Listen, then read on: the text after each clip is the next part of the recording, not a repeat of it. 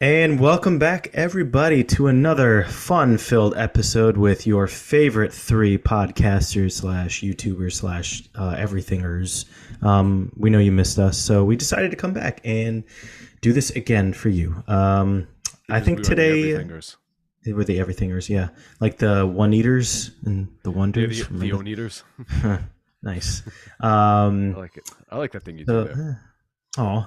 So I thought, I didn't just think this. We thought as a group, because we're a team, we would talk again about maybe a hidden gem, a hidden game, maybe a game that, had some really good moments and was always thought of very highly, but people may have just kind of forgotten about or not thought about in a while. And we thought we would bring those games back to the forefront for you again today. So why don't we kind of get into it, fellers? How about this? Why don't we start with Mr. Cast? What game comes to mind when I kind of say forgotten or game that you haven't thought of in a while? I'm gonna take it back to the NES, my favorite system, and this is a game called Dragon Spirit: The New Legend. Now, this was a home port of an arcade game, a home port slash sequel to an arcade game. I think that there are similarities to some levels, but then they built on it from there. Really a great game that most people you talk to probably don't know. It it's in the vein of, was it 1942? That's the airplane fighter game. So it's an overhead game where you are controlling a dragon, and you can shoot straight ahead of you, or you can shoot stuff that's on the ground. Um, the first stage in the game, it's kind of an intro as to, like, you get used to the controls as it's almost a demo level, like some games had back in the day. Um, Now, when I was little, the first time I ever played this game was at my friend Charlie's house, and I had never heard of it before. And I was pretty young, must have been like 4 or 5 years old, and was hooked immediately. But if you beat the demo level, you became the blue dragon. And if you lost the demo level, you became the gold dragon. Now, the gold dragon, the game is much easier and it's much shorter. And the gold dragon is more powerful right off the bat. And instead of one life bar, has two. So for a kid, I was thinking, it's like, why would I want to be the blue dragon? The blue dragon sucks. I want to be the gold dragon, because when you're the gold dragon, if you hold down the A or B button, so the A button shoots stuff that's on the ground, the B button shoots fire. If you hold down the button when you're the gold dragon, it basically comes out like turbo, not as fast as turbo, but fast. When you're the blue dragon, if you hold it down, it's like like really slow. So you have to press the button a lot until you level up. So powering up is what makes this game a lot of fun, because stuff that's on the ground, you start off with as a dragon with one head and a very basic kind of weak flame. It's not even a flame. It's just like, the dragon, breathes fire. And then you could shoot these blue pieces that will make you grow another head, and you could grow up to 3 heads. And then you shoot red pieces on the ground, and it upgrades your fire. And the more you upgrade your fire, the faster it shoots. So then there's a power up where you can get, it's all fire breathing, but then there's like long flames that come out. It almost looks like the laser in Contra. And if you're a 3-headed dragon with the flame, you're just like decimating everything on the screen. But every time you get hit, you lose a head, and your weapon gets downgraded. And it's a game where, again, it's overhead. It's like 1942, where you're getting pushed along the screen. It's a little bit slow moving, but then there are times when the screen speeds up, and you have to try to fire and like break all the obstacles that are in front of you. part of what makes this game so great is the soundtrack.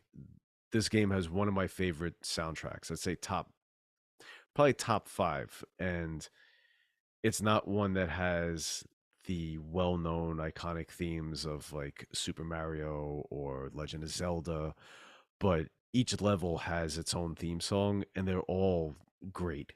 One of them is Jungle, and it always reminded me of Crazy Train. Um, so like check that out. Go on YouTube and look up the jungle music from Dragon Spear, and it's got that same like kind of gallop feel to it. Um, yeah, it's just a satisfying game to play. It's really cheap at times. There's one level especially where you're flying and everything goes dark, and there's some obstacles. And again, this NES, it's a little bit difficult sometimes to tell any kind of 3D aspect to it. So sometimes what's underneath you and sometimes like what's in your path is a little hard to tell the difference. And there's one level where everything goes dark, and then like there's stuff coming up from underneath you that you have to fly out of the way. Sometimes it's hard to tell what button you have to hit, like to be able to fire. Like, is it an enemy that you have to kill on the ground or one in front of you? So it gets really cheap. There's a lot of screaming, a lot of controller throwing from the person playing. And I'm not talking as a 5-year-old. I'm talking about as a 38-year-old or 37-year-old earlier this year when I was playing it. I hadn't beaten it in a while. I played it a bit earlier this year, and I finally did get to the end and beat it, but it was within a stone's throw of getting killed myself. Nice. Yeah, just a great game that you never really hear much about. And I've looked it up, and you do see some channels who feature it as a hidden gem, and you see some reviews that are like, oh, the graphics aren't great, like the dragon looks like crap. But it's like, for 1989, I think is when it came out. I mean, I think the graphics were basically par for the course. They weren't high def or anything, even for the time, but the level designs look cool. It's bright and colorful, and just upgrading your firepower and your weaponry. It's just fun blasting through everything on the screen. But like a lot of games, you lose that weapon, you're screwed. If your firepower goes down, you're screwed.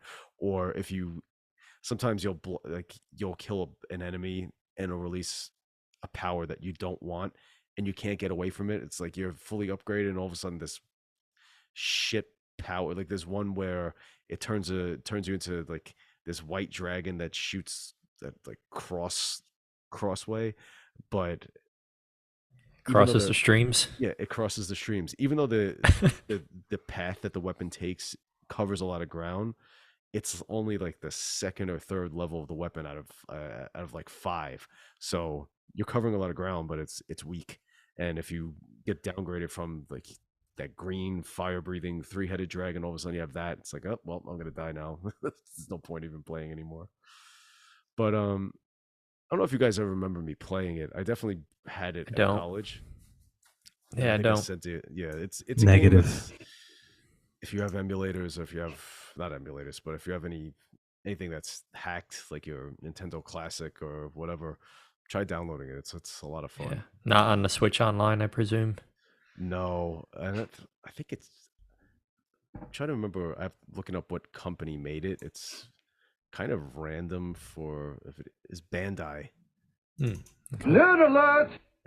And, um, yeah, most of the titles on the Switch Online are Nintendo titles, not really Capcom or Konami, or the third party games. And this is Bandai is. I can't even think of another Nintendo game that Bandai made. No, the name is familiar. So, is there a What, as what my about Izzy? No, I said, is there a Ismo? Ismo? No, is there a what my fellow Game of Thrones fans would call a dance of dragons? Is there any dragon battles? Do you battle other dragons, or are you just like killing people, or like what's No, the? there's a boss battle at the end of every level, but no other dragons. Yeah, in the game, I mean the plot's kind of convoluted. I never really paid attention to it, but it's a man turns into the dragon. Oh, Yeah, it's actually Altered beast. So, yeah, rise from your grave, power up. Nice. Yeah, there's a cutscene after you beat or lose in the demo level of the guy standing on a mountain with a sword and like getting struck by lightning, and or like looks like struck by lightning and then he flies away as a dragon. Nice. Yeah, very very cool game, and got to check out the soundtrack if nothing else. Look it up on YouTube. I'll send it to you guys. Yeah. Gross. All right. Cool.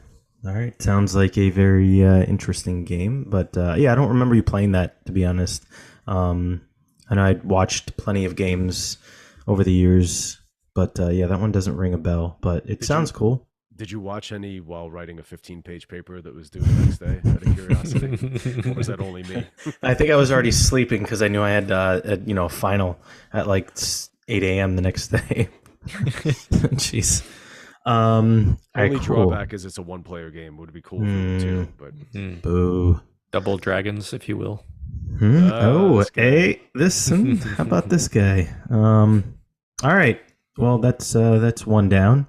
Mr. Scales, what would your pick be in this little discussion for today? Sure. Yep. So I'm gonna go back to 1996. This was probably a post-Christmas Funko-Land purchase by the young Scales. This is Destruction Derby 2.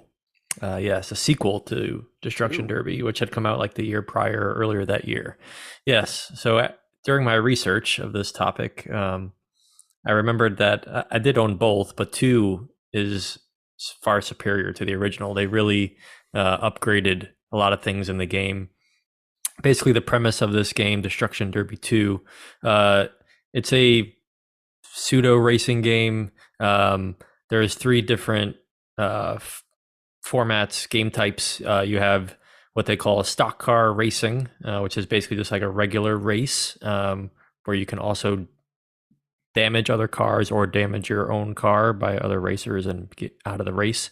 There is the Wreckin' Racing, where the object is to gain points by either your place of finish or by wrecking other cars, destructing them, by causing them to fishtail and crash into walls and things like that, or flipping them.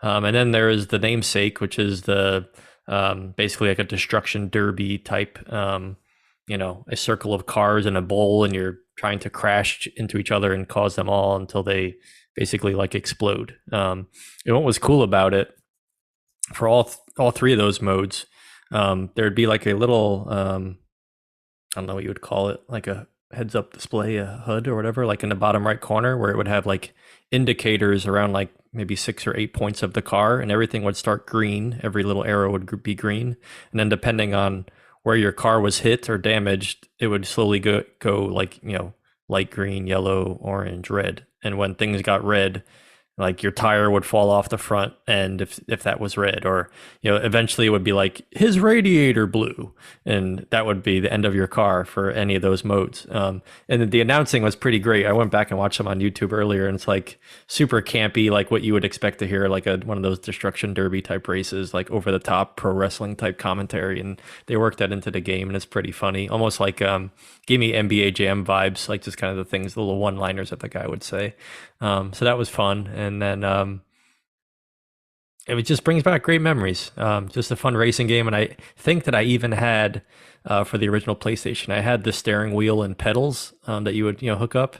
So that just brought a whole nother level of virtual reality, I guess, if you'd want to call it that, into it. Felt like you were actually driving the car. I didn't even remember that as an add-on to PlayStation. Yep, that was I think I got that for Christmas one year. Super pumped. There was a few games that you could use it for that I had. Maybe there was probably more, but I had 2 or 3 games to use that. And yeah, just a super fun game. Don't know how popular it was. Maybe there'll be some people that remember it. I don't know if you guys ever played that one or not. Vaguely remember it. I think I played the first one once or twice. Yeah, I remember playing it on my computer, I think. Oh, nice. Okay. Using the keyboard. I think I played the first one in a store. Nice. Stores. A store. Like when they had a PlayStation or set up with like an electronic boutique. Yeah. It's like you couldn't walk out with the controller because it was like literally like attached to a attached. piece of rigid Yeah. plastic. Yeah. Yeah.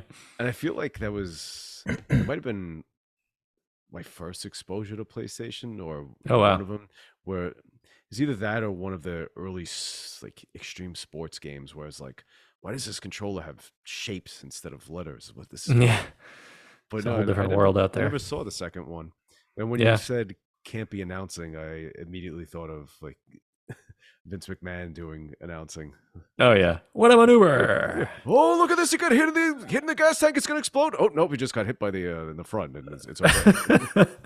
Oh, and the last thing I wanted to mention, I meant to bring this up, is that it was like definitive PlayStation, where it was. This is probably not a word, but I'll make it a word. Very polygony, and like you would crash, and like it'd be like 100 little triangles come flying off your car. It's so crappy to go back and see the graphics. That's Triangles. It's something that Yeah. honestly, even during the time, I always thought the PlayStation had bad graphics. Just like, not that the graphics were bad, just that what was supposed to look lifelike never looked lifelike to me. It's like you said, Yeah. very like, polygonal, I guess would be. Polygonal, yeah. Yeah. But everything Polygamy? was just kind of like, you know, boxy. Yes, polygamy. Polygamy, polygonal. Yeah, so that's my pick. Polyo string cheese.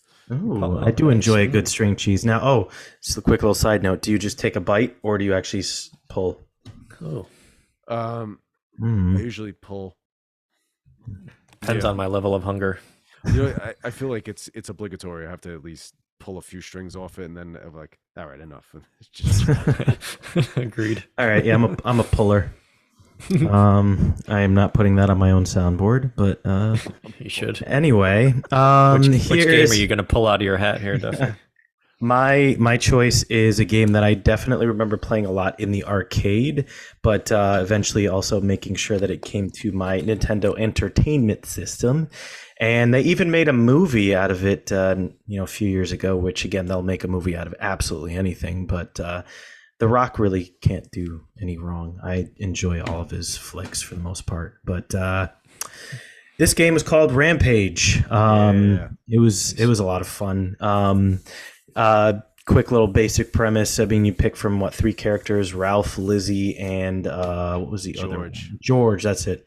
Not our old friend George, but George. And basically one is a gorilla, one is a wolf, and one is essentially kind of like a lizard. And you go through these levels, which are set in these cities, and you have to climb the buildings. You go and try to knock stuff down, and you reach in the windows, you pull people out, you get points for certain things, and tanks and things drive by, try to knock you off, and you get points for knocking the buildings down and doing all that stuff and advancing to different levels. You just basically you go on a rampage.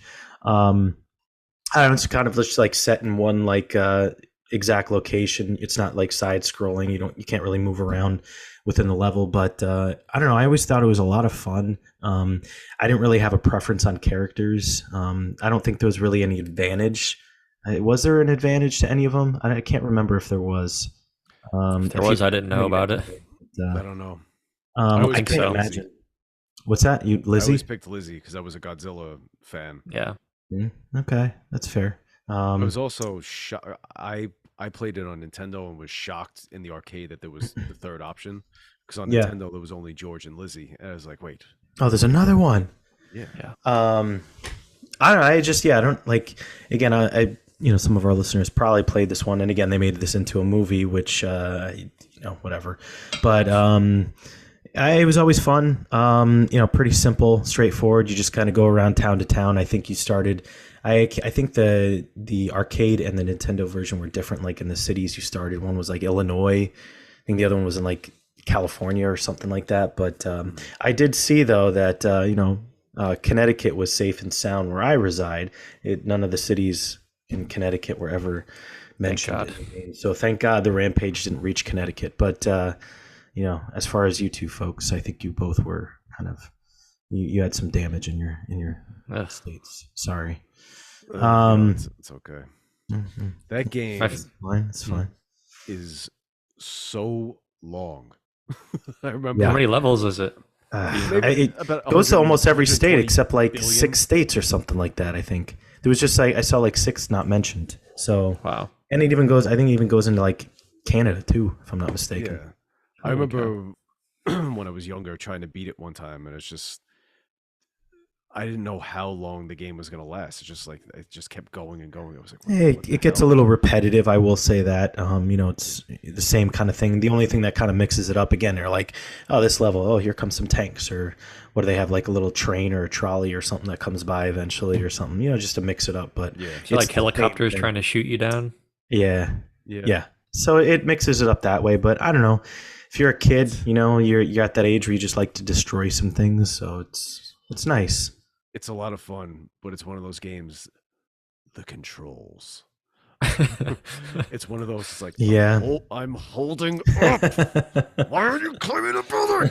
And then you move like just like a micrometer, and it's like, oh, because you don't think I was at the building, or like you're trying to jump off, and sometimes you fall and you take damage, and sometimes you I was gonna say if you fall too far, you take damage, right? Yeah. I did always think it was funny that I think it's if the building blows up while you're still on it, that they just like close their eyes like that and then fall down. Yeah, I did enjoy that. Yeah, that would always give me a chuckle. You can grab the people at the windows and eat them, right? That was Yep. my favorite part. Mm-hmm. That would give you would it give you health? Did it? I don't remember. Maybe.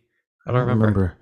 But yeah, it was. And if you ate something that you weren't supposed to, like a TV or something. It was like, Oh, it was yeah. like you'd get either electrocuted with some things. You'd Yep. eat, there were things like food, I think, that you could grab. Like there would be like Yeah. turkeys or something you'd Turkeys. grab. And, one thing that the game could use is a little variety in the music. It's just the